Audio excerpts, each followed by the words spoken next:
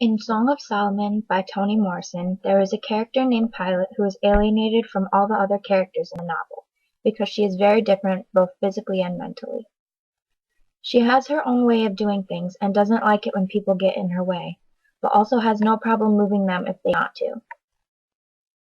Pilate protects her family and her belongings with her life, unafraid of the consequences.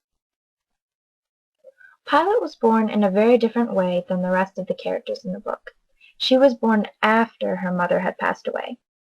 Some characters in the book say that she just crawled right out of her mother's womb, just when everyone assumed that both Pilate and Sing were deceased.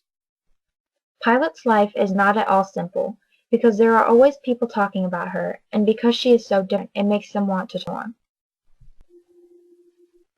Pilate grew up on a farm with her father, Macon-Ded I, or Jake, and her brother, Macon-Ded II. She was walked to a neighbor's house every day by her brother, so that he could work alongside his father on Lincoln's Heaven. As they got older, they developed a strong relationship, but all of that changed when their father died.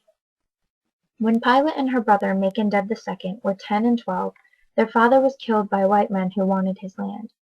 The men who killed Macon tricked him into signing a paper to sell them his land, and because he could not read, he did it without knowing that he had sold his land. After their father died, Pilate and Macon went to Circe's, an old neighbor lady who was the housemaid in the Butler mansion. She hid them there for 2 weeks, taking care of them as much as she could without anyone realizing they were there.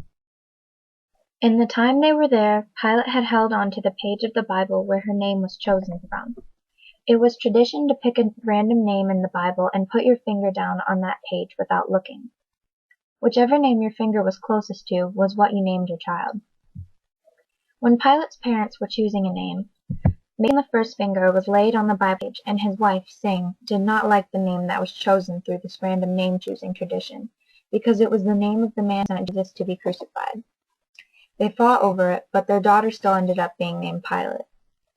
Before Pilate and Macon left Circe's house, Pilate had Circe find someone who could make an earring for her out of a little brass box she had, so that she could always have the Bible page with her name close to her.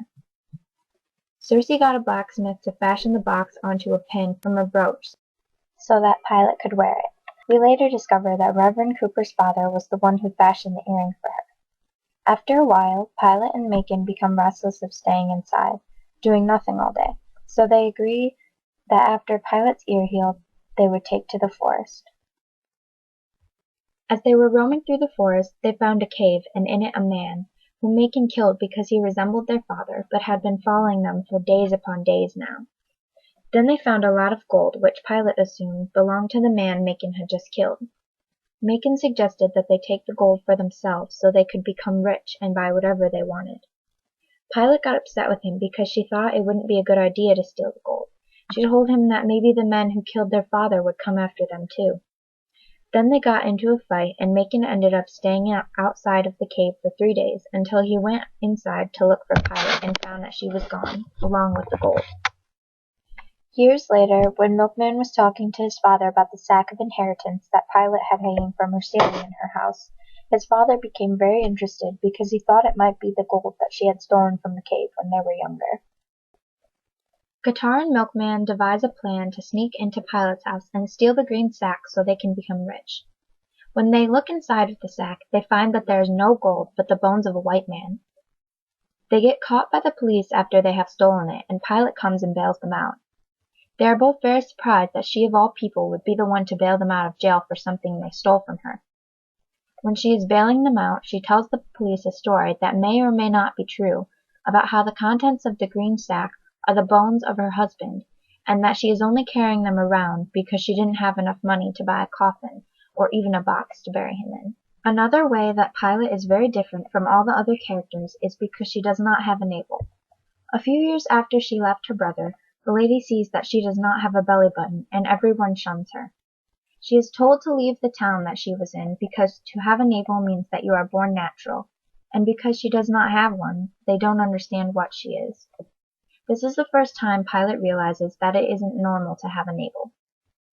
She thought that it was just another thing that made girls and boys different from each other.